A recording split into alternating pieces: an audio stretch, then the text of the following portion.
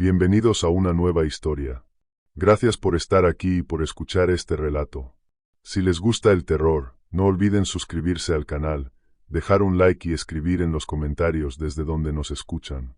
Ahora apaguen las luces, suban el volumen. Y comencemos. El pueblo de Valle Negro había permanecido en aquel valle durante 400 años sin incidentes.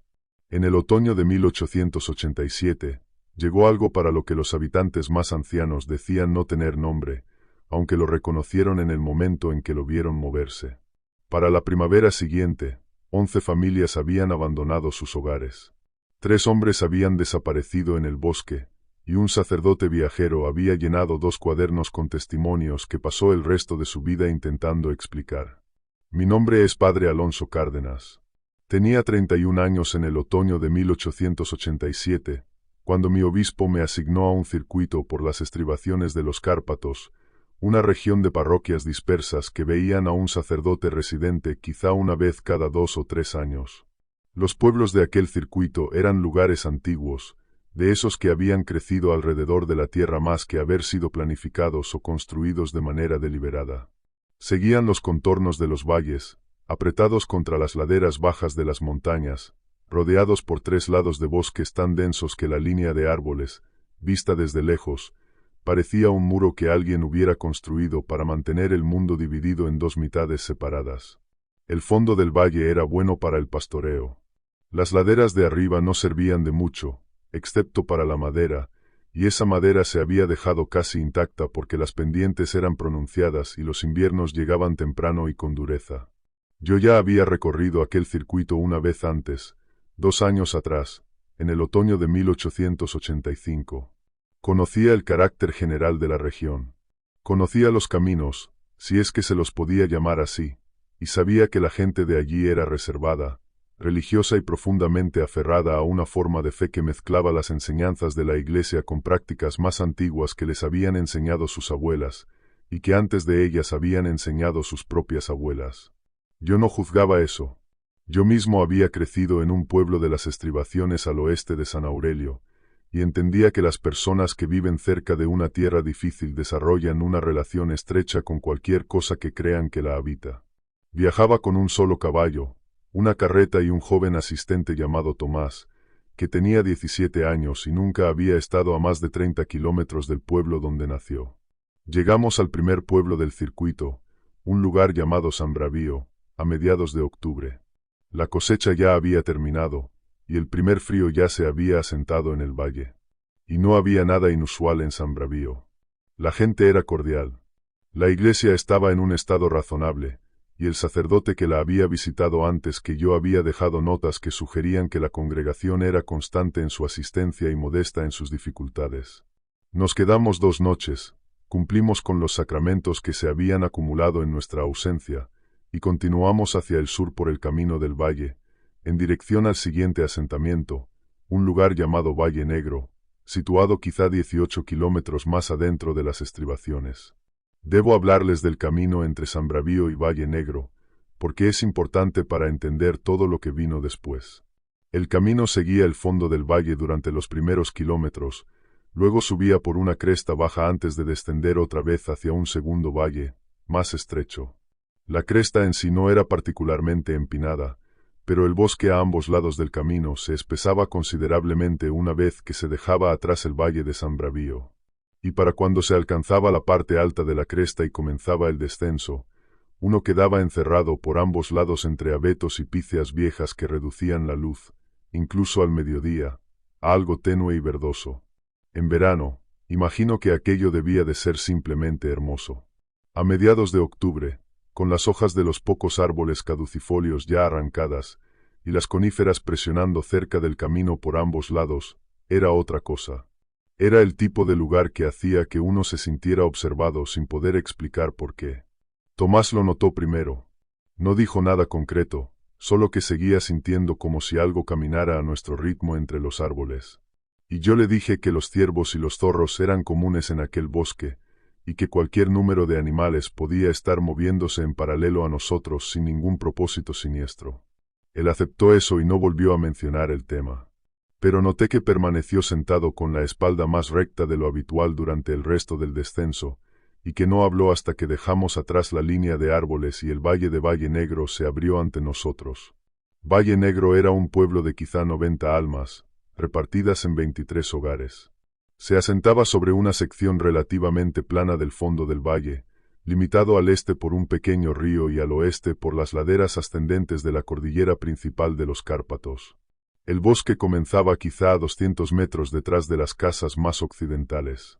Esa distancia, llegaría a comprender, no era considerada suficiente por nadie que hubiera vivido allí durante más de una generación. El jefe del pueblo era un granjero llamado Rodrigo Salvatierra, un hombre ancho y silencioso, de casi 60 años, que había vivido en Valle Negro toda su vida, y cuya familia había estado en el valle durante al menos 4 generaciones, que él pudiera contar. Nos recibió en las afueras del pueblo con una reserva que al principio atribuía al temperamento general de la región. Había aprendido en mi circuito anterior que la gente de aquellos valles no ofrecía calidez de inmediato a los forasteros, ni siquiera a los sacerdotes.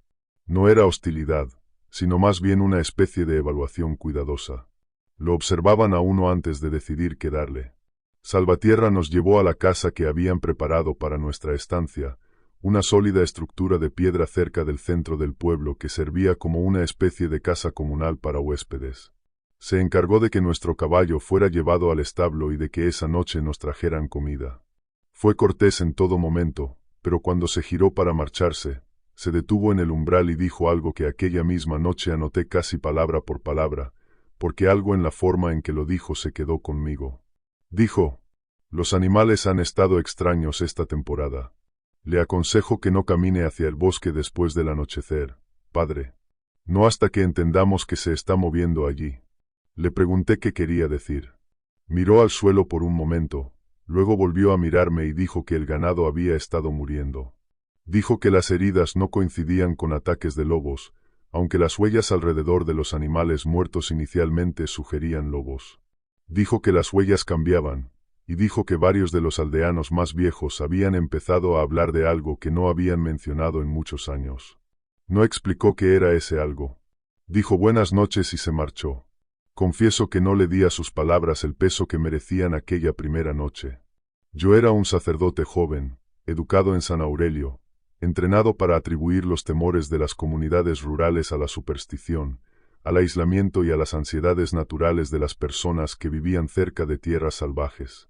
Había oído historias de lobos que se comportaban de forma extraña, de osos que bajaban de las laderas altas en los años de escasez, de patrones climáticos inusuales que afectaban el comportamiento de la fauna local. Aquella noche escribí en mis notas: pérdidas de ganado reportadas, patrones de huellas inusuales, posible gran depredador procedente de las laderas superiores. Escribí: consultar con Salvatierra cifras y fechas. Recé mis oraciones de la noche y dormí.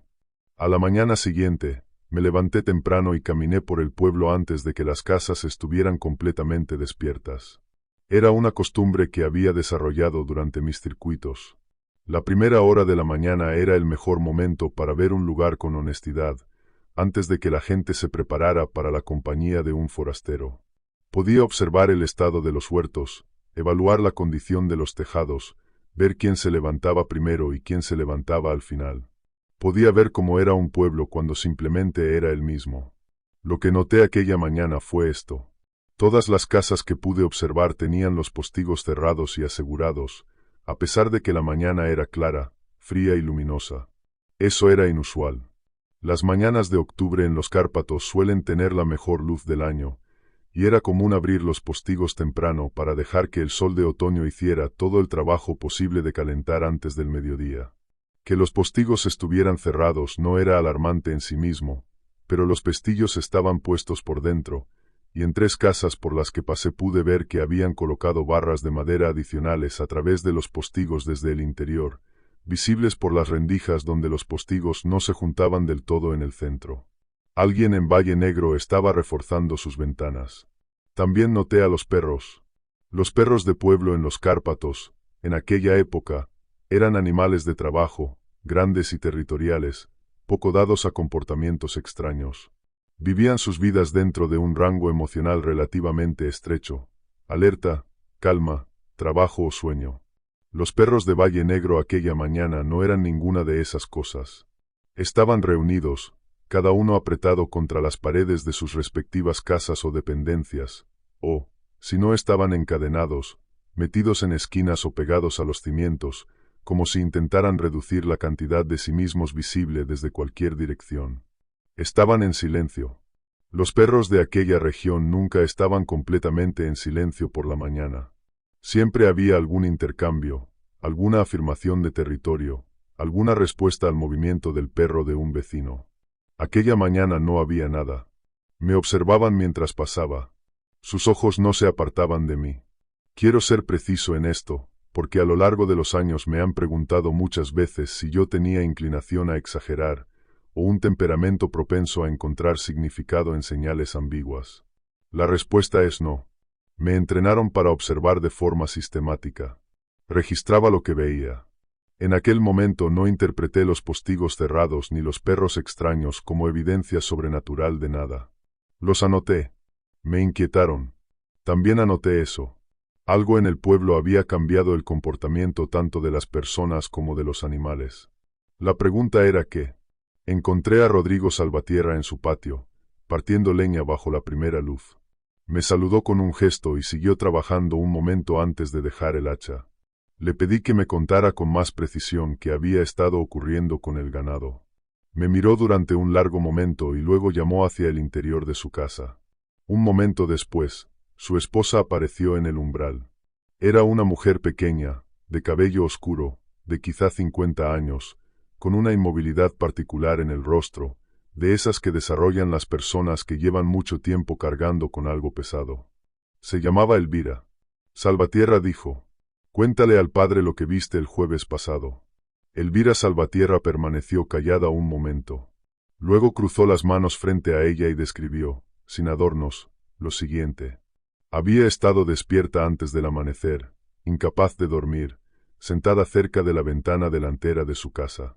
La ventana tenía el postigo cerrado, pero no del todo asegurado, y ella lo había abierto ligeramente para sentir el aire frío, que, según dijo, a veces la ayudaba cuando no podía descansar. Desde esa posición, con el postigo abierto quizá unos 15 centímetros, había visto algo moviéndose en el extremo más alejado del pueblo, cerca del sendero que conducía hacia el bosque occidental. Primero lo describió como una figura, una forma alta y delgada que se movía a lo largo del límite del campo. Dijo que se movía de una forma incorrecta. Usó una palabra antigua, neregulat, que se traduce aproximadamente como irregular o inconsistente. Y lo repitió. Neregulat, pero no como una persona enferma, como algo que todavía no había decidido del todo qué forma usar. Lo observó durante lo que calculó que fueron 2 minutos. Entonces se arrodilló en el campo. Y luego dijo que ya no pudo verlo, pero sí pudo oírlo.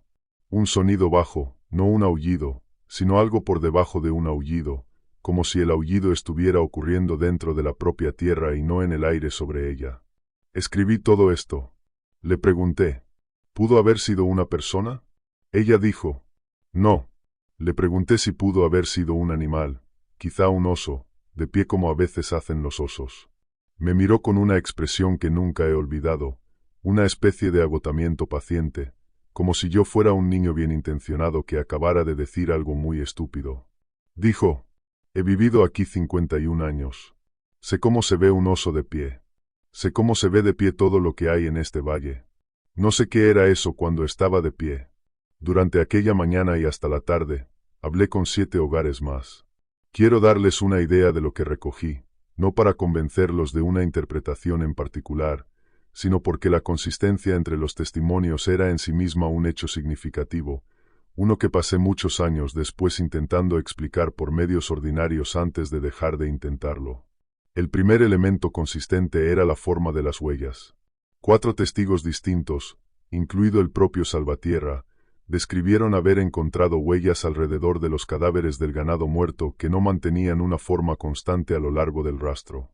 Lo que comenzaba como huellas grandes y profundas, sugestivas de un cuadrúpedo pesado, cambiaba a mitad del rastro hacia algo alargado, con una longitud de zancada diferente y una profundidad de impresión distinta, y luego volvía a cambiar, a veces terminando en lo que parecían huellas con forma humana en el borde del campo o al comienzo del bosque. Un testigo, un pastor llamado Martín Lobo, que había estado rastreando animales en aquellas colinas toda su vida, dijo que en 40 años nunca había visto un rastro que cambiara de la manera en que cambiaban esos rastros. Dijo que no era degradación por el clima ni distorsión del terreno. Dijo que las huellas mismas tenían formas diferentes, como si varias criaturas distintas hubieran caminado en fila india exacta por el mismo camino. El segundo elemento consistente eran las voces. Este detalle lo recibí de 5 testigos diferentes, de manera independiente, sin que ninguno estuviera presente cuando otro daba su relato. Cada uno describió haber oído por la noche, por lo general entre la medianoche y las 3 de la mañana, una voz desde fuera de su casa. Siempre desde justo afuera, no desde el camino ni desde el campo, sino directamente bajo una ventana o justo al otro lado de una puerta. Las voces, en cada relato, eran familiares. Pertenecían a personas que el testigo conocía. Una mujer describió haber oído la voz de su madre muerta pidiendo que la dejaran entrar. Un hombre describió haber oído la voz de su hijo, aunque su hijo estaba vivo y dormía en la habitación de al lado. Una pareja de ancianos describió haber oído las voces del otro simultáneamente, cada uno llamando al otro desde afuera mientras ambos estaban dentro, sentados a la mesa. En todos los casos, el testigo no abrió la puerta ni el postigo. En todos los casos, la voz continuó durante algunos minutos y luego se detuvo. En 2 casos, después de que la voz se detuvo, el testigo oyó el sonido lento de algo alejándose a través de la hierba congelada.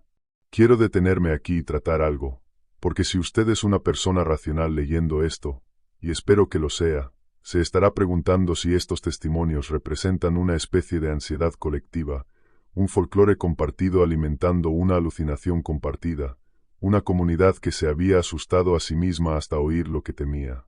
Yo también me hice esa pregunta. No me avergüenza decir que pasé las primeras horas de mis entrevistas trabajando activamente para encontrar las costuras en los relatos, los lugares donde la historia de una persona se había filtrado en la de otra, los lugares donde los elementos esperados de una leyenda local aparecían en el testimonio sin un verdadero origen independiente. Lo que encontré en cambio fue variación. No la variación limpia de las historias inventadas, donde distintos narradores enfatizan distintos elementos dramáticos, sino la variación específica e irregular de hechos reales descritos por distintas personas desde distintas posiciones. Una mujer oyó la voz quizá durante 3 minutos.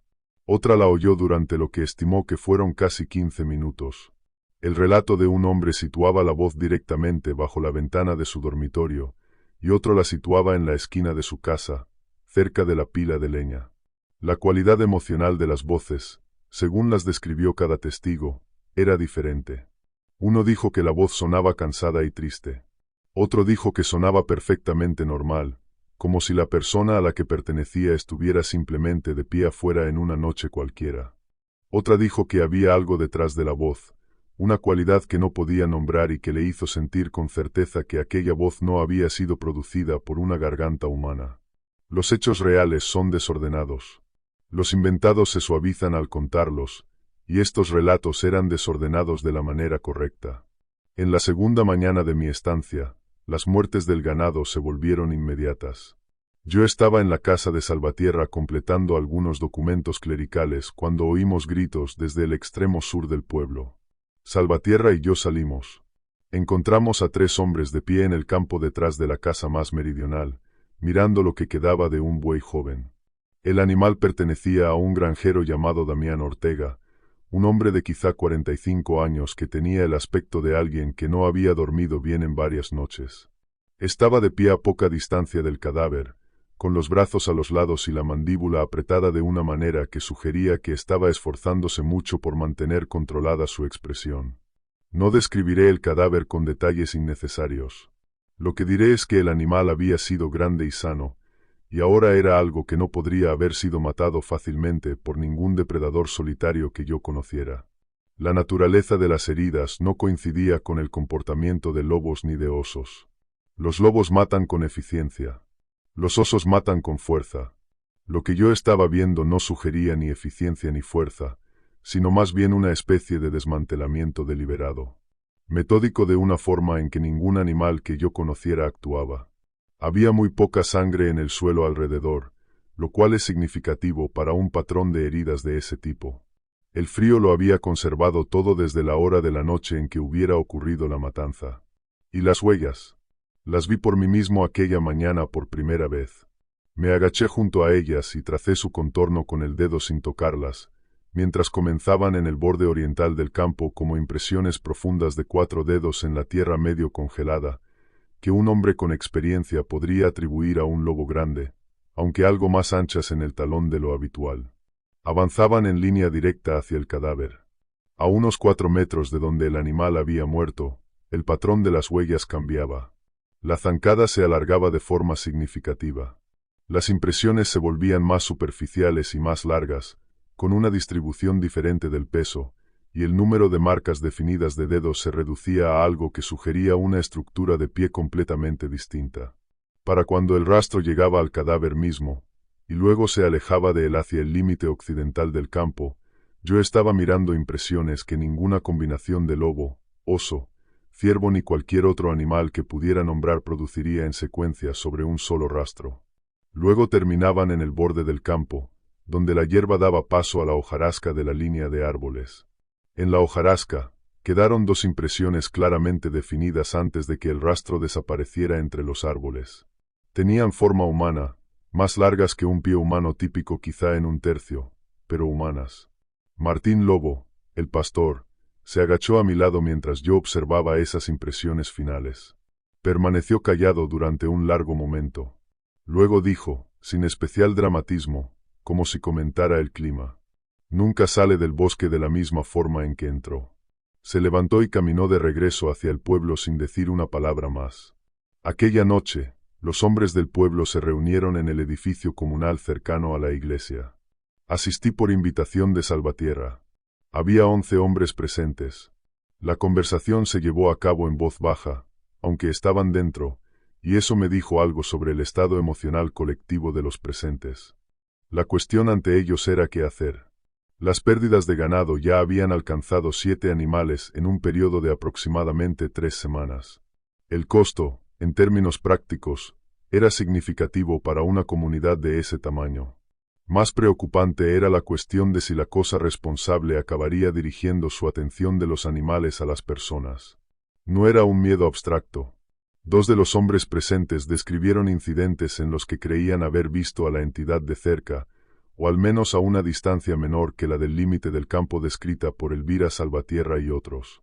El primero fue el propio Damián Ortega, quien dijo que 3 noches antes de que mataran a su buey había salido alrededor de las 2 de la mañana porque sus perros estaban haciendo un sonido que nunca antes les había oído hacer, una especie de gemido bajo y sostenido en lugar de ladridos. Dijo que tomó una lámpara y fue al granero para revisar a los animales. Dijo que, mientras cruzaba el patio entre su casa y el granero, vio una forma de pie en la esquina más alejada del muro del granero. Dijo que era alta, considerablemente más alta que un hombre, y delgada de una manera que parecía incorrecta para su altura. Dijo que no se movía. Dijo que levantó la lámpara, y que la luz alcanzó quizá 8 o 10 metros, y en esa luz vio la forma completamente inmóvil. Y vio sus ojos. No describió los ojos como brillantes. Los describió como atrapando la luz de la lámpara de una manera distinta a como los ojos de un animal atrapan la luz. Los ojos de un animal, dijo, te devuelven la luz en un punto brillante o una mancha de reflejo. Estos ojos, dijo, parecían absorber la luz y luego devolver algo más oscuro que lo que habían tomado. Él se quedó allí mirando aquello. Aquello se quedó allí mirándolo. Él se dio la vuelta y regresó al interior de su casa, y no volvió a salir hasta la mañana. Dijo, supe que, si seguía mirando aquello, tendría algo con lo que trabajar. Anoté esa última frase y la subrayé. En aquel momento no sabía qué significaba. Creo que ahora la entiendo mejor. El segundo hombre que la había visto de cerca era un joven granjero llamado Íñigo Valcárcel, que tenía quizá 24 años y la postura defensiva de alguien que esperaba no ser creído. Describió que una tarde, al anochecer, volvía caminando a casa desde una vivienda vecina, avanzando por el sendero que cruzaba el campo del norte.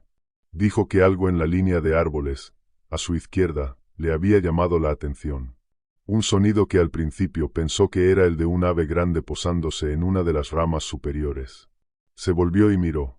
Describió haber visto una figura entre los árboles, aproximadamente a 40 metros del sendero, visible entre dos grandes troncos de pícea.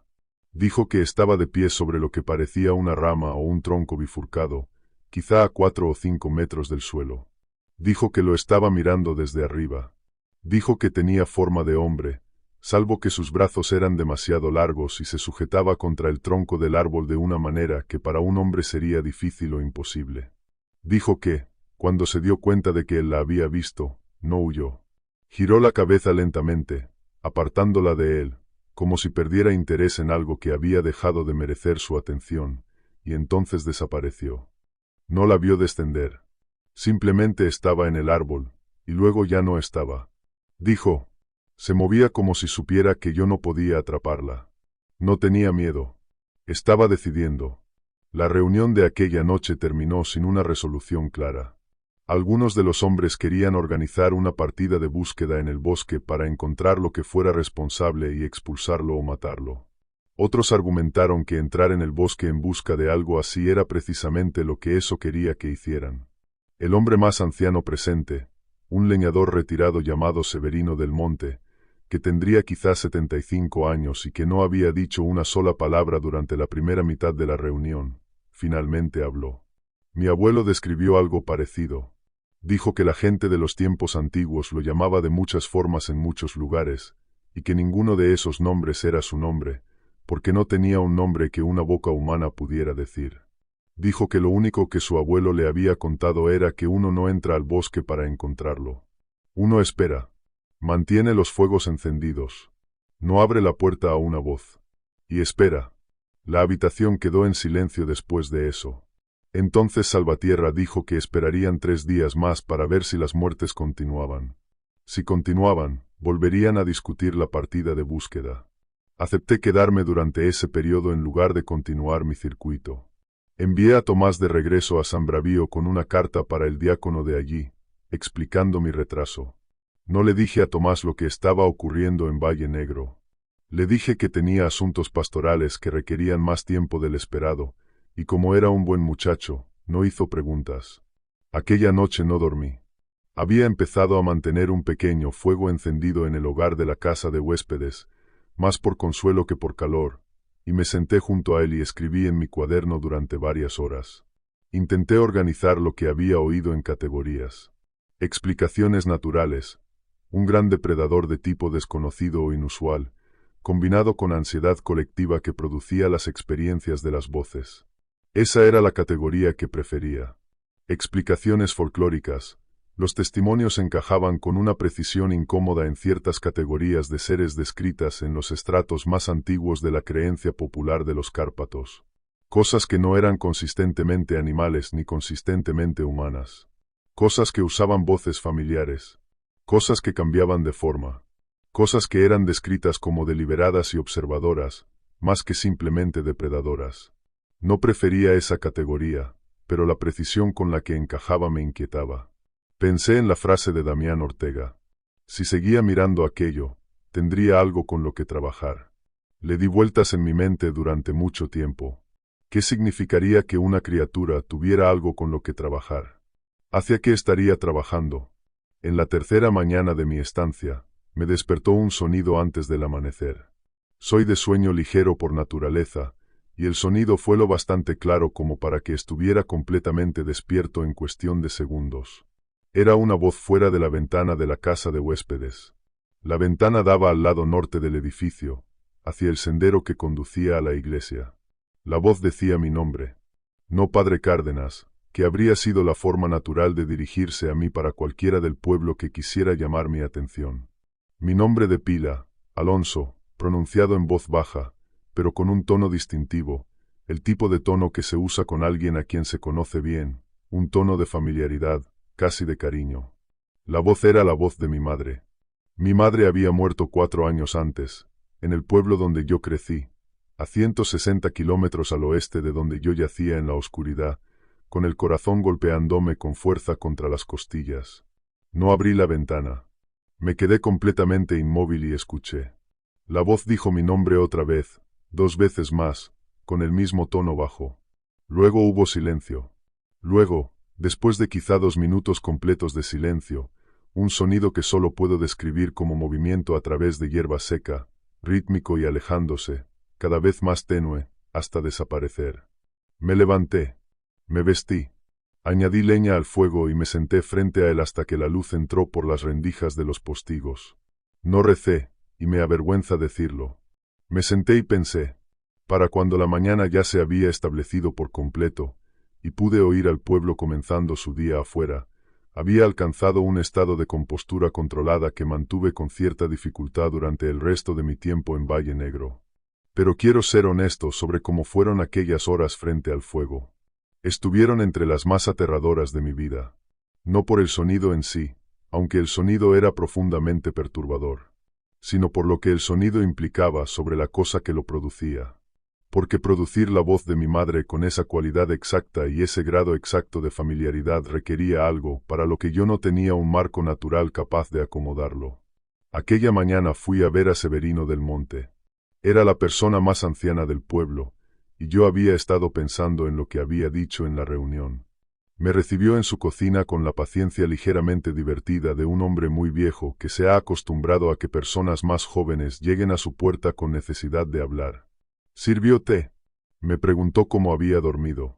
Le conté lo que había oído la noche anterior. Asintió y no dijo nada durante un momento. Luego me preguntó, ¿fuiste a la ventana? Dije, no. Él dijo, bien. Le pedí que me contara todo lo que sabía sobre lo que su abuelo había descrito. Permaneció callado mucho tiempo, mirando la superficie de la mesa, y pude verlo decidir cuánto darme. Finalmente levantó la vista y dijo que me contaría lo que recordaba, pero que debía entender que parte de aquello venía de un tiempo anterior a que la iglesia tuviera mucha influencia en esos valles, y que los viejos entendían la tierra de una forma distinta a como la entendemos ahora. Le dije que lo escuchaba sin juzgar. Pareció aceptar eso. Dijo que su abuelo le había contado que existía una categoría de ser en el mundo antiguo que no tenía una naturaleza fija. Usó una expresión antigua, fr fire statornik, que significa aproximadamente sin naturaleza asentada. Dijo que esos seres eran antiguos, más antiguos que los pueblos, más antiguos que los caminos, y que habían estado allí antes que la gente y seguirían allí después. Dijo que no eran malvados de la manera en que un hombre cruel es malvado, porque no operaban según categorías morales humanas. Operaban según otra cosa, una especie de hambre o una especie de interés. Y las dos cosas no siempre podían distinguirse una de la otra. Dijo que tenían una habilidad fundamental para leer lo que una persona llevaba dentro, sus recuerdos, sus miedos, sus vínculos, y para reflejar esas cosas de vuelta. No porque quisieran consolar, porque el reflejo era una herramienta. Cuando ves algo familiar en un lugar desconocido, dijo, la parte de tu mente que te mantiene cauteloso se calla. Ese silencio es lo que busca. Le pregunté si podía ser matado. Volvió a quedarse callado durante un largo momento. Dijo, mi abuelo dijo que la gente lo había intentado. Dijo que quienes lo intentaron tuvieron que entrar en el bosque para hacerlo, y que el bosque era su lugar, no el de ellos.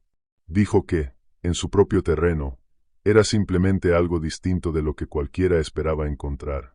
Dijo que 2 hombres de una generación anterior habían entrado en ese bosque para encontrar algo parecido, y que solo uno regresó. Y que el que regresó no estuvo bien de la mente durante el resto de su vida, aunque vivió otros 30 años. Dijo que el hombre que volvió se negó a describir lo que había visto.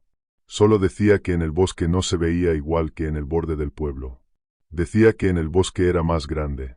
Le pregunté a Severino del Monte si creía que la partida de búsqueda que los hombres estaban discutiendo era un error.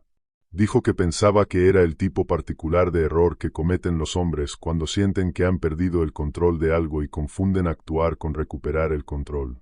Dijo que la forma antigua era lo que había dicho en la reunión. Esperar. Mantener los fuegos. No responder a las voces. No abrir la puerta. Dijo que eso había venido allí por una razón que él no podía conocer. Quizá había sido perturbado en algún lugar más arriba en las montañas. Quizá era algo estacional. Quizá algo más había cambiado. Pero al final, dijo, si no le daban lo que estaba buscando, seguiría su camino. Le pregunté qué estaba buscando. Levantó su taza de té y la miró durante un momento. Luego dijo, creo que busca el momento en que alguien deja de ser cuidadoso. Eso es todo lo que necesita. Los 2 días siguientes fueron tranquilos, o al menos más tranquilos. No mataron ganado la tercera noche. En la cuarta noche, una familia de la parte oriental del pueblo informó haber oído de nuevo el fenómeno de la voz de un niño llamando desde fuera de su puerta en medio de la noche, llamando a sus padres, aunque todos sus hijos dormían dentro. No abrieron la puerta, y por la mañana encontraron la escarcha del suelo, justo debajo de la ventana delantera, alterada de una manera que sugería que algo pesado había permanecido allí durante algún tiempo. La impresión no tenía claramente forma de pie. Era grande, irregular y profunda. En el quinto día, 3 de los hombres más jóvenes anunciaron que iban a hacerlo. Iban a entrar en el bosque. Sus nombres eran Julián, sobrino de Martín Lobo, Mateo Ortega, el hijo mayor de Damián Ortega, y un hombre llamado Leandro Castañeda, que había llegado a Valle Negro desde otro pueblo 2 años antes para casarse con una mujer local, y que parecía sentir, quizá porque no había crecido bajo la sombra de aquel bosque, que los residentes más ancianos estaban siendo excesivamente pasivos. Julián tenía 22 años. Mateo tenía 26. Leandro tenía 31. Intenté disuadirlos. Salvatierra lo intentó. Martín Lobo, que era tío de Julián y que entendía el bosque mejor que cualquiera de ellos, fue quien lo intentó durante más tiempo y con más fuerza. Le dijo a Julián directamente que lo que fuera que había entre aquellos árboles no era un oso ni un lobo ni nada que él hubiera encontrado antes, y que entrar tras ello en un grupo de 3 no era valentía. Era estupidez vestida con ropa de valentía. Julián era joven y tenía esa cualidad particular de los hombres jóvenes que confunden la falta de experiencia con una especie de ventaja, como si no haber visto lo suficiente como para tener miedo fuera de algún modo equivalente a no tener nada que temer. Entraron en el bosque en la mañana del 6º día de mi estancia, que fue el 23 de octubre de 1887. Tengo la fecha escrita. Llevaban rifles. Julián también llevaba una escopeta. Llevaban comida para 2 días y dijeron que seguirían el rastro de lo que fuera que había estado dejando aquellas huellas, y que o bien lo encontrarían y lo enfrentarían, o al menos reunirían suficiente información sobre ello para permitir que una partida más grande y mejor organizada se encargara del asunto como correspondía. Partieron por el sendero del límite occidental del campo aproximadamente a las 8 de la mañana, bajo una luz clara y fría. Regresaron a las 3 de la tarde. Aquí es donde los relatos divergen de maneras que he pasado la mayor parte de 40 años intentando reconciliar. Y simplemente les diré lo que dijo cada uno de los 3 hombres cuando volvió, porque interrogué a cada uno por separado, y las diferencias son tan significativas como las similitudes. Habían entrado juntos en el bosque y seguido el patrón de huellas que he descrito, el rastro cambiante que modificaba su carácter a lo largo de su extensión. Entraron entre los árboles aproximadamente 1 kilómetro. En ese punto, dijeron, el rastro terminó. No en el sentido de haber quedado oculto por la hojarasca o por nieve arrastrada. Simplemente terminó, como si lo que fuera que lo estaba dejando hubiera dejado de hacer contacto con el suelo. Julián dijo que era como si la cosa se hubiera elevado en el aire. Mateo dijo que creía que el rastro simplemente se había vuelto demasiado tenue para seguirlo sobre el suelo cubierto de hojas. Leandro no dijo nada sobre que el rastro terminara. Cuando lo interrogué por separado, dijo que el rastro no había terminado, que continuaba, pero que los otros habían dejado de poder verlo, y que eso mismo lo había asustado considerablemente. La idea de que el mismo rastro se viera distinto para los 3, estando uno al lado del otro. Luego, según el relato de Julián y Mateo, decidieron separarse brevemente para buscar en los alrededores alguna continuación de las señales. El relato de Leandro contradijo esto. Dijo que no habían decidido nada. Dijo que simplemente notó, en cierto momento, que los otros ya no estaban a su lado. Dijo que el bosque se había vuelto silencioso de una forma que no había notado mientras ocurría, y que se dio la vuelta y Julián y Mateo sencillamente ya no estaban donde habían estado. Dijo que podía ver a cierta distancia entre los árboles en todas direcciones y que ninguno de los dos era visible. Los llamó. Después de una pausa, oyó que algo respondía desde la dirección del pueblo. Dijo que sonaba como la voz de Mateo, pero que las palabras estaban mal. Algo como: nos adelantamos. Ven. Hay algo aquí para ver. Dijo que no siguió la voz, pero dijo que se dio la vuelta y caminó directamente de regreso hacia el pueblo, siguiendo sus propias huellas en la hojarasca, sin detenerse y sin mirar atrás hasta haber salido de la línea de árboles. El relato de Julián y Mateo los situaba separados durante aproximadamente 30 minutos antes de reunirse de nuevo. Julián dijo que había oído algo moviéndose entre los árboles, aproximadamente a 100 metros a su derecha, y que se dirigió hacia ello. Dijo que nunca lo vio con claridad. Dijo que vio movimiento entre los árboles, algo grande, y luego nada. Dijo que los árboles en esa zona tenían una cualidad inusual de luz, como si el sol estuviera entrando a través del dosel en un ángulo distinto del que debía tener a esa hora del día. Dijo que el aire olía mal. Dijo que olía a algo quemándose, pero frío. Así que permaneció allí unos minutos y luego oyó a Mateo llamando su nombre, fue hacia el sonido y se encontraron. El relato de Mateo sobre esos mismos 30 minutos fue completamente diferente. Dijo que no se había movido del punto donde el rastro terminó. Dijo que se había quedado allí esperando a que Julián regresara. Dijo que no oyó nada inusual. Dijo que el bosque estaba tranquilo de una manera normal. Dijo que la luz era normal. Dijo que estaba quizá a 30 metros de donde él y Julián habían estado de pie cuando se separaron, esperando, y que después de unos minutos Julián apareció desde la dirección del pueblo, no desde lo profundo del bosque. Eso significaba que Julián había caminado casi en un círculo completo alrededor de él sin que ninguno de los dos fuera consciente de la posición del otro. Me quedé sentado con estos tres relatos durante mucho tiempo aquella noche, y cada hombre estaba sobrio. Cada hombre estaba ileso. Cada hombre, hasta donde pude determinar, me estaba diciendo lo que recordaba de verdad. Y lo que recordaban no era el mismo hecho. No en las pequeñas formas en que los testigos difieren naturalmente, sino en formas estructurales, formas que los colocaban en lugares distintos, haciendo cosas distintas al mismo tiempo. El bosque, al parecer, les había mostrado algo diferente a cada uno. Ninguno de ellos diría que lo que creía haber visto o experimentado era imposible, pero ninguno diría tampoco que quería volver al bosque.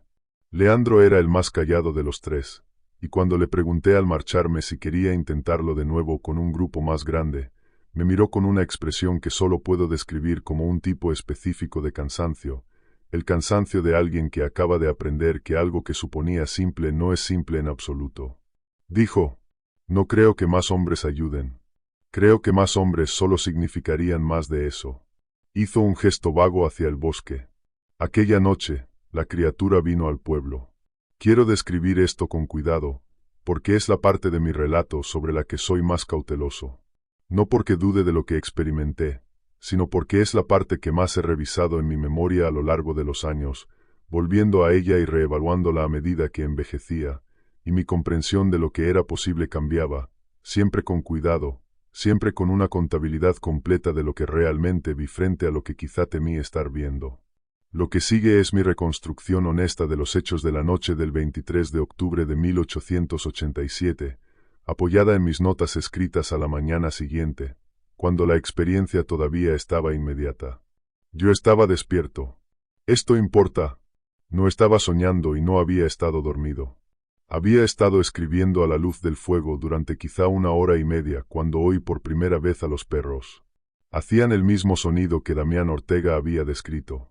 No ladraban, sino que emitían un sonido bajo y sostenido, en algún punto por debajo de un gemido, algo casi interior, como si el sonido estuviera siendo arrancado de ellos en lugar de producido. Lo oí en 2 perros, luego en 3, luego en lo que pareció ser cada perro del pueblo al mismo tiempo. Luego se detuvieron. Silencio completo. Dejé la pluma y me quedé sentado, muy quieto. El fuego del hogar ardía bien, y la habitación estaba cálida. Después de unos segundos, fui consciente de un sonido afuera, un sonido lento y rítmico en el límite de mi audición, como algo caminando sobre escarcha, pero de forma muy deliberada, cada pisada colocada con cuidado. Se movía más allá del muro oriental de la casa de huéspedes, luego dobló la esquina hacia la parte frontal del edificio. Entonces se detuvo. Y entonces algo llamó a mi puerta. No arañó. No golpeó con violencia. Llamó 3 veces, con una cadencia específica, como lo hace una persona que espera ser escuchada. No me moví. Me quedé sentado en mi silla, sin moverme, mirando la puerta. La puerta era una puerta sólida de madera, bien encajada en su marco. Tenía una barra atravesada por dentro. El fuego ardía. La vela sobre la mesa ardía. La luz en la habitación era suficiente para que pudiera ver con claridad. Nada intentó abrir la puerta. Hubo un largo silencio. Entonces los golpes llegaron otra vez. Los mismos 3 golpes, con la misma cadencia. Luego silencio de nuevo. Luego una voz. Esta vez no era la voz de mi madre. Era la voz de un hombre, una voz mayor, la voz de mi obispo en San Aurelio, un hombre al que yo respetaba enormemente y al que asociaba con la sensación más profunda de seguridad y autoridad que había experimentado en mi vida profesional. La voz dijo, en un tono medido y completamente normal: Alonso, necesito hablar contigo sobre la parroquia. Ha habido una dificultad. Por favor, abre la puerta. Quiero contarles lo que ocurrió en mi cuerpo cuando oí eso. Quiero contarlo con precisión porque creo que es la parte más importante para entender qué hacía esta cosa y cómo lo hacía. En el momento en que oí aquella voz, algo en mi pecho se movió hacia la puerta. No mi cuerpo. No me levanté. No di un paso. Pero algo dentro de mí, alguna parte que responde a la autoridad, a la confianza y al registro profundo y familiar de una voz que había oído durante toda mi vida profesional dándome orientación. Esa parte se movió hacia la puerta. Fue involuntario. Fue inmediato. Fue la respuesta más puramente automática que había experimentado ante cualquier sonido que hubiera oído jamás. Si yo hubiera sido una persona ligeramente distinta, si mi voluntad hubiera estado apenas menos preparada, si la noche hubiera sido más larga, o el fuego más bajo, o los días anteriores menos saturados por el testimonio específico que me había enseñado para que usaba esta cosa las voces, creo que podría haberme puesto de pie. Creo que podría haber levantado la barra de la puerta. No lo hice. Me quedé sentado en mi silla y hablé en voz alta, con una voz tranquila, no a la cosa de afuera, sino a mí mismo. Dije, no es él. Lo dije 2 veces. Y luego recé en silencio y con firmeza, no de ninguna forma dramática, solo las palabras de una oración nocturna que había dicho cada noche desde que era niño, y escuché mi propia voz llenando la habitación. Y poco a poco, el tirón que la voz había producido en mí retrocedió hasta convertirse en algo contra lo que podía mantenerme quieto. La voz de afuera habló una vez más. Dijo el nombre de mi obispo. Es decir, dijo el propio nombre del obispo, como si el obispo se estuviera identificando ante mí, algo que mi obispo jamás había hecho en su vida porque nunca había ocasión para ello. Era un hombre de autoridad segura, y asumía que uno sabía quién era. La voz dijo su nombre en un tono de leve desconcierto, como sorprendida de que yo aún no hubiera respondido. Luego silencio. Y luego ese sonido otra vez. Movimiento sobre la escarcha, lento y deliberado, alejándose de la puerta, rodeando la esquina del edificio, yendo hacia el lado occidental del pueblo. Me quedé sentado hasta la mañana. Con la primera luz gris, salí. La escarcha en el suelo frente a la puerta de la casa de huéspedes estaba alterada exactamente como se había descrito frente a la casa de la familia del Este 2 días antes. Una gran depresión irregular, profunda en la escarcha. A su lado, parcialmente resuelta en algo parecido a una impresión definida, había un contorno. Uno que era grande, estrecho y sugería un pie, pero no un pie humano. No del todo. Algo que se aproximaba a un pie humano de la misma forma en que un escultor muy hábil, que hubiera estudiado la anatomía humana solo a partir de descripciones, pero nunca por observación directa, podría producir un pie humano. Salvatierra me encontró agachado sobre aquello. Se quedó de pie a mi lado y ambos lo miramos durante un momento. Entonces dijo que también había ido a otros durante la noche. Pasamos la mañana haciendo un registro de dónde habían sido encontradas las impresiones. Para el mediodía habíamos identificado 5 lugares separados alrededor del pueblo donde la escarcha mostraba alteraciones similares, todas en puertas o directamente debajo de ventanas. El patrón de las ubicaciones sugería algo que había rodeado todo el pueblo en una sola pasada, deteniéndose en cada estructura el tiempo suficiente para dejar constancia de su presencia. No en todas las estructuras, pero sí en la mayoría de ellas, 16 de los 23 hogares. La naturaleza del recorrido no era aleatoria. Al mirar el mapa que dibujé aquella mañana, las ubicaciones formaban un camino deliberado alrededor del perímetro del pueblo, no siguiendo el camino ni los límites de los campos, sino cortando por los espacios entre las casas, moviéndose a través del pueblo en lugar de alrededor de él. Lo que fuera que había dejado aquellas impresiones se había movido por el espacio habitado de Valle Negro del modo en que una persona se mueve por un lugar familiar, con conocimiento de la disposición y sin ninguna vacilación particular. Aquella tarde, 2 hogares anunciaron que se marchaban. No solo que dejaban sus casas para ir a la de algún pariente en otra parte del pueblo. Abandonaban el valle por completo. Una era la familia de Ortega, cuyo buey había sido la muerte de ganado más reciente, y que había estado viviendo en un estado de tensión pronunciada durante los últimos días. La otra era una pareja joven que se había casado a principios de aquel año, y que no tenía raíces profundas en el pueblo, pues ambos venían de familias de otros asentamientos. Empacaron sus pertenencias esenciales y a sus hijos, y se marcharon a primera hora de la tarde, rumbo al norte por el camino del valle.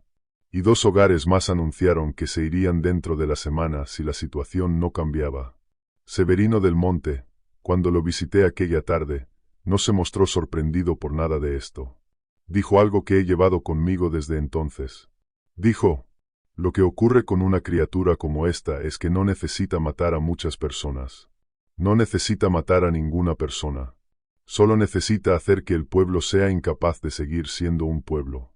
Una vez que la gente empieza a irse, el pueblo comienza a morir, y un pueblo moribundo la llama del mismo modo en que una herida llama a ciertas cosas. Hizo una pausa y luego dijo: los antiguos entendían que la mejor defensa no era el valor.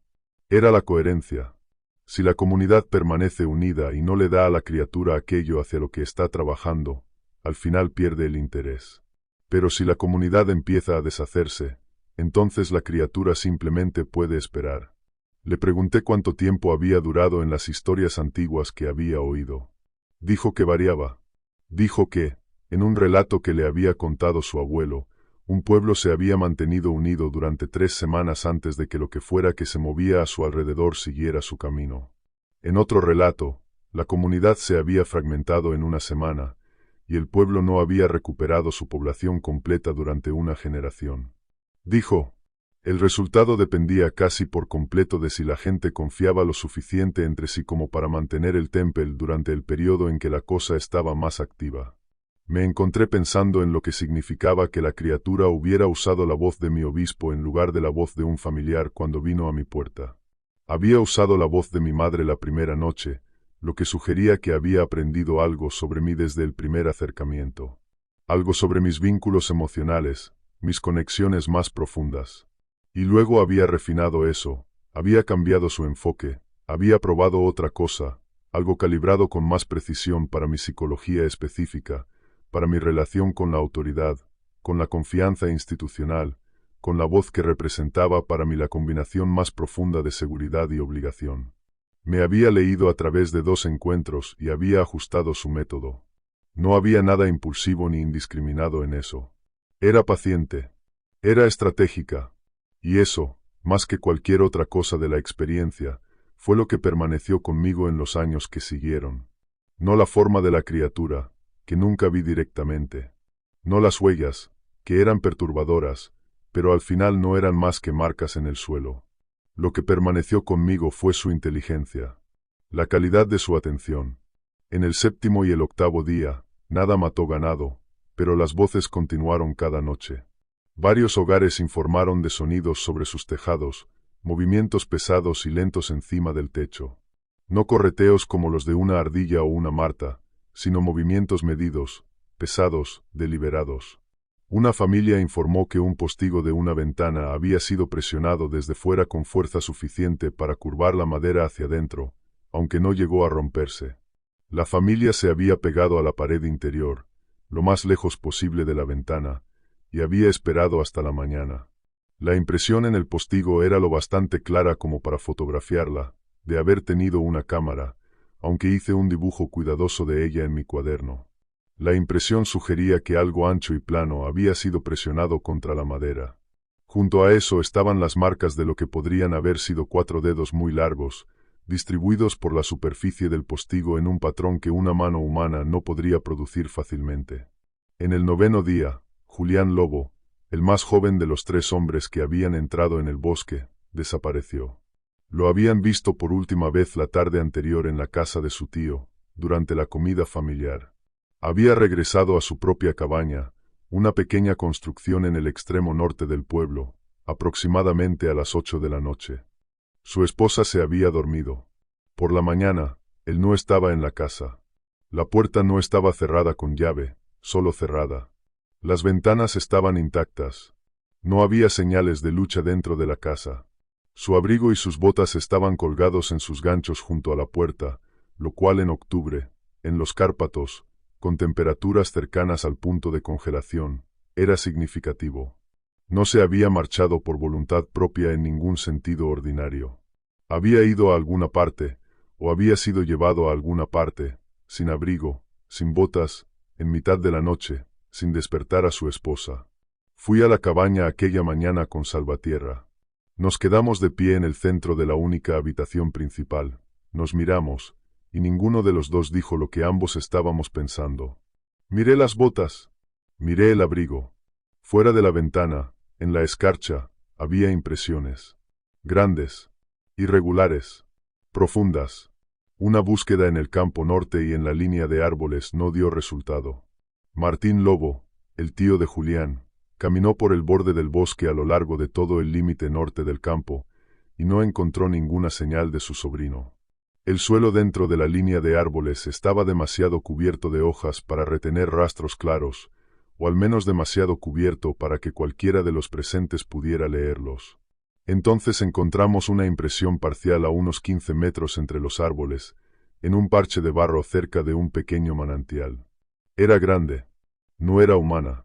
No coincidía con ningún animal que los hombres presentes pudieran nombrar con seguridad. Martín Lobo permaneció de pie entre los árboles, junto a aquella impresión, durante mucho tiempo. Luego dijo muy bajo, a nadie en particular: «Fue a la ventana». Eso fue lo que dijo. Fue a la ventana. La esposa de Julián, cuando hablé con ella aquella tarde, dijo que había oído una voz durante la noche. La voz de su marido. Dijo que venía desde fuera de la ventana. Dijo que la había despertado. Dijo que se había incorporado en la cama, y que la voz había dicho su nombre y había dicho: «Ven a ver esto». Dijo que había empezado a levantarse. Dijo que no sabía que la había detenido. Dijo que pensó que fue algo en la forma en que él dijo su nombre. Una planitud en ello. Una cualidad que no podía nombrar, salvo que no estaba del todo bien. Dijo que volvió a acostarse, se cubrió la cara con la manta y esperó. Y al final se detuvo. Por la mañana, su marido había desaparecido. El pueblo estuvo muy silencioso aquel día. El tipo de silencio que no es ausencia de sonido, sino la presencia de algo pesado presionando sobre cada sonido que intenta levantarse. Aquella noche, Salvatierra vino a la casa de huéspedes, se sentó frente a mí y dijo, de forma clara y sin especial emoción, que creía que había llegado el momento de aconsejar a la gente de Valle Negro que se marchara hasta que algo cambiara. Dijo que había hablado con Monte y que el anciano había dicho algo que no había dicho antes. Que en el relato de su abuelo sobre el incidente antiguo, la cosa no se había marchado cuando el pueblo se mantuvo unido. Según su abuelo, se había marchado después de que otra cosa la atrajera lejos. Algo desde lo más profundo de las montañas.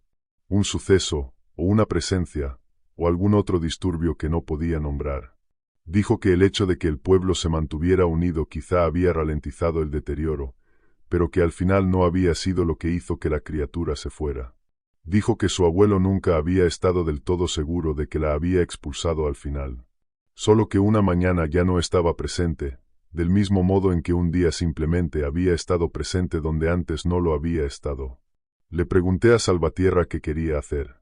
Dijo que quería resistir. Dijo que aquel era su valle, su pueblo, y que su familia había estado allí durante 4 generaciones, y que no iba a abandonarlo ante algo que se movía en la oscuridad. Pero dijo que también entendía que no todos se quedarían, y que lo ocurrido con Julián había cambiado la calidad del miedo en el pueblo, de algo manejable a otra cosa. Y que no pediría a la gente que permaneciera contra su propio juicio. También dijo algo en lo que pienso a menudo. Dijo: lo difícil es que ya no puedo saber si me quedo porque es lo correcto, o porque irme se siente como admitir algo que no quiero admitir. Se quedó sentado en silencio un momento.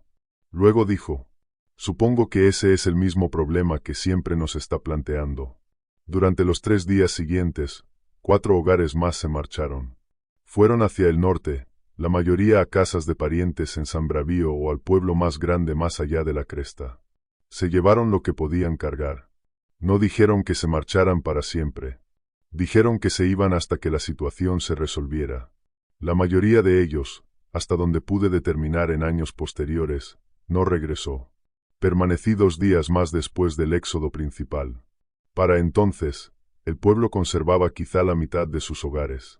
Las pérdidas de ganado se habían detenido, lo que algunos tomaron como señal de que lo que fuera responsable también se estaba marchando. Severino del Monte señaló, con su sequedad característica, que aquella interpretación tenía la lógica de un hombre que deja de sangrar y declara que el cuchillo se ha ido. Él permaneció. Salvatierra permaneció. Un puñado de familias más ancianas permaneció. Personas cuyas vidas enteras eran aquel valle, que no tenían ningún otro lugar donde estar, y que quizá, en esa forma particular de los viejos que han visto lo suficiente de la vida como para no quedar completamente aterrados por una pieza adicional de ella, habían llegado a una especie de ecuanimidad sombría ante la situación. En mi última mañana en Valle Negro, me levanté antes del amanecer y me senté afuera, en el frío, mirando la línea occidental de árboles en la penumbra gris previa al alba. Me quedé sentado quizá 1 hora. El bosque estaba inmóvil. El pueblo detrás de mí estaba inmóvil. Nada se movía en la línea de árboles. Nada sonaba desde el interior de los árboles. La escarcha a mi alrededor no estaba alterada. Pero estaba absolutamente seguro, de esa manera que no se apoya en la razón ni en la evidencia, sino en alguna parte más antigua y menos articulada del animal humano, de que algo entre aquellos árboles me observaba sentado allí. Estaba seguro de la forma en que uno está seguro de un hecho que no puede probar y que no necesita probar, porque ya ha organizado su conducta entera alrededor de su verdad. Me puse de pie. Miré la línea de árboles durante otro largo momento. Luego entré, empaqué mis cosas, enganché mi caballo a la carreta, me despedí de Salvatierra y de Monte, quien me estrechó la mano en el umbral de su casa con una fuerza notable para un hombre de su edad, y conduje hacia el norte, fuera del valle. Julián Lobo nunca fue encontrado. El informe oficial de su desaparición, presentado ante las autoridades regionales en algún momento del mes siguiente por el Consejo del Pueblo, la atribuyó a un accidente en el bosque, quizá una caída, o a haberse perdido y haber sucumbido al frío. No hubo una investigación sustancial. Que un joven de un pequeño pueblo de montaña en los Cárpatos desapareciera en el bosque en octubre no era una circunstancia que provocara el despliegue de recursos significativos. Era simplemente una muerte del tipo que las montañas producían con regularidad. Una vida tomada por el terreno y por el frío, para ser anotada, registrada y dejada atrás. Presenté mi propio informe a mi obispo en San Aurelio, y describí lo que había presenciado y recogido. Describí las huellas, las voces, la noche en que la criatura había rodeado el pueblo, el testimonio de los 3 hombres que habían entrado en el bosque. Describí lo que había oído en mi propia puerta. Mi obispo era un hombre serio y reflexivo, como ya he indicado, y tomó mi relato en serio en el sentido de que me tomó a mí en serio. No descartó mi testimonio. Sugirió con suavidad que los acontecimientos en Valle Negro se entendían mejor como un caso de miedo colectivo que producía fenómenos perceptivos inusuales, agravados por pérdidas reales de ganado causadas por un depredador desconocido. Dijo que los fenómenos de las voces eran coherentes con la psicología documentada de comunidades ansiosas en entornos aislados. Y dijo que la desaparición de Julián Lobo era una tragedia, pero que lo más probable era que tuviera una explicación natural que no había podido confirmarse debido a la dificultad de registrar aquel terreno. No discutí con él. Era mi obispo, y yo era un sacerdote joven. Y no estaba del todo equivocado al decir que el relato reunido a partir del testimonio de aldeanos rurales y de la percepción de un solo clérigo viajero durante 10 días no convencería a la clase de mente que exigía evidencia formal. Pero noté, y lo anoté en mi diario privado, que me dio instrucciones específicas sobre la continuación de mi circuito. Me dijo que completara las parroquias restantes hacia el sur tan rápido como fuera pastoralmente responsable, y que regresara al norte antes de que llegara el clima duro del invierno. Me dijo que no volviera a Valle Negro en aquel circuito. Me dijo que la rodeara. No le pregunté por qué, pero he pensado en ello muchas veces en los años posteriores. Completé el circuito. Regresé a San Aurelio. Fui asignado a una parroquia en las estribaciones al oeste de la ciudad, y serví allí durante los siguientes 11 años. No regresé al circuito de los Cárpatos. Pedí no hacerlo, algo inusual para un sacerdote de mi antigüedad, y la solicitud fue concedida sin discusión, lo cual también es inusual. Tampoco sé qué hacer con eso. Regresé a Valle Negro una vez, en 1903, 16 años después de los hechos que he descrito. Fui por mi cuenta, sin propósito oficial, en verano y a plena luz del día. Quería ver en qué se había convertido el pueblo. También, lo admito, quería medirme contra el recuerdo de lo que había ocurrido allí. Quería estar en aquel lugar bajo la luz cálida de julio y sentir si el temor que había dado forma a aquellos 10 días de octubre era algo que el lugar mismo cargaba, o algo que había sido puramente una función de la oscuridad, el frío y la secuencia particular de acontecimientos. Encontré un pueblo de aproximadamente la mitad del tamaño que había tenido en 1887. Algunas de las casas abandonadas habían sido ocupadas por familias de otros asentamientos. Otras permanecían vacías, en distintos estados de deterioro. La línea occidental de árboles estaba, como la recordaba, a 200 metros de campo abierto, y luego el muro oscuro de píceas antiguas presionando cerca. Rodrigo Salvatierra había muerto en 1896. Su hijo trabajaba la granja. Severino del Monte había muerto en 1899, lo que calculé que significaba que había vivido hasta cerca de los 90 años. Martín Lobo seguía vivo y seguía pastoreando, un hombre curtido y silencioso de quizá 55 años, que me recibió con el tipo de saludo que se le da a alguien que uno reconoce de un periodo doloroso de su vida, respetuoso, pero con una distancia controlada. Caminé hasta el límite occidental del campo por la tarde. La hierba estaba alta y cálida, y la luz era buena, y los árboles eran simplemente árboles, verdes y densos, de apariencia completamente ordinaria. Me quedé de pie en el borde del campo durante algunos minutos. Nada se movió en la línea de árboles. No había pájaros posados en las ramas inmediatamente visibles, cosa que noté, pero atribuí al hecho de que yo estaba allí de pie y quizá había perturbado a lo que fuera que estuviera posado o descansando en los árboles más cercanos. El aire olía a hierba y a resina de finales de verano. Olía como cualquier bosque de montaña junto al que yo hubiera estado. Pero no crucé el límite del campo. Lo pensé. Me quedé allí, bajo el calor de julio, y lo pensé con bastante deliberación. Y decidí que no lo haría. No porque creyera que algo me estaba esperando allí en la tarde luminosa, sino porque entendía, de una manera que no había entendido del todo en 1887, que mi comprensión de lo que era o no era posible en aquel bosque no era fiable.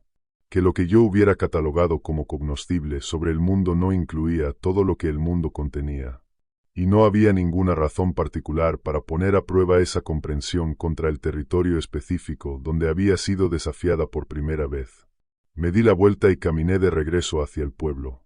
Aquella noche, Martín Lobo y yo nos sentamos fuera de su casa, en la luz que se apagaba. Él dijo muy poco, como era su naturaleza, y yo dije muy poco a cambio, porque no había nada productivo que añadir. Y en un momento dijo, sin mirarme, dirigiendo simplemente sus palabras hacia el valle: Julián era un buen muchacho. Lo dijo de la forma en que se dice algo que uno se ha repetido muchas veces, y que nunca ha terminado de resolverse en algo que se pueda mantener a una distancia cómoda. Dije, lo siento. Él asintió. Esa fue la última vez que estuve en Valle Negro. Tengo 77 años mientras escribo esto. Serví como sacerdote parroquial durante 34 años, y llevo 12 retirado. He tenido lo que considero una vida plena y razonablemente honesta. Y he intentado, durante toda esa vida, aplicar un pensamiento cuidadoso a todo lo que encontré, incluidas las cosas que se resistían al pensamiento cuidadoso. Les diré lo que creo. Creo que en las montañas de los Cárpatos, en el otoño de 1887, algo se movió a través de un grupo de pequeños pueblos que no pertenecía a ninguna categoría que me hubieran enseñado a reconocer. Creo que era antiguo. Creo que era consciente de alguna manera que la palabra consciente, tal como la usamos normalmente, no alcanza a capturar del todo. Creo que estudió a las personas con las que se encontró y usó lo que aprendió de una forma que no era aleatoria ni instintiva, sino deliberada y adaptativa. Creo que mató a Julián Lobo, o al menos que fue la razón por la que desapareció. Creo que permaneció en aquel valle mucho después de que yo me marchara, mucho después de que la mayoría de quienes sabían lo que había ocurrido estuvieran muertos, mucho después de que el pueblo se hubiera reconstituido parcialmente con nuevos residentes que no tenían ninguna razón particular para saber lo que el campo al oeste de sus casas había significado alguna vez. Si todavía está allí, no puedo decirlo. No estoy en posición de ir a comprobarlo. Lo que sí puedo decir, y lo que he dicho a las pocas personas a lo largo de los años a quienes les he contado alguna parte de este relato, es esto. Las montañas son más antiguas que nosotros. Los bosques de los Cárpatos ya eran viejos cuando aparecieron los primeros asentamientos humanos en aquellos valles, y volverán a ser viejos mucho después de que el último asentamiento esté vacío. Las cosas que habitan los bosques antiguos no son como las cosas que mantenemos en nuestras casas o encontramos en nuestros campos. No son salvajes de la manera en que un lobo es salvaje, algo que opera según instintos que podemos estudiar, predecir y explicar. Existe una categoría de presencia en los lugares más antiguos del mundo que opera según algo para lo que no tenemos ciencia, y quizá no podamos tener ciencia. Porque en el momento en que llevas las herramientas de la ciencia hacia ella, en el momento en que intentas observarla, medirla y clasificarla, ella ya está haciendo lo mismo contigo. Y lleva haciéndolo mucho más tiempo. El mejor consejo que Severino del Monte recibió de su abuelo no fue sobre cómo combatirla. Fue sobre cómo no darle lo que estaba buscando. Fue sobre mantener el yo coherente, la comunidad intacta, los fuegos encendidos, y no abrir la puerta a una voz solo porque la voz pertenece a alguien que amas. Este no es un consejo dramático. No produce una historia satisfactoria de confrontación y victoria. Pero es, creo, el único tipo de consejo que resulta realmente útil cuando uno está tratando con algo que ha estado observando el comportamiento humano durante más tiempo del que cualquier persona viva ha estado con vida. Mantén tus fuegos encendidos. No abras la puerta. Y si algo en el borde de un bosque oscuro usa una voz que reconoces, no des un paso hacia ella. Sea lo que sea, no es lo que parece. Nunca es lo que parece,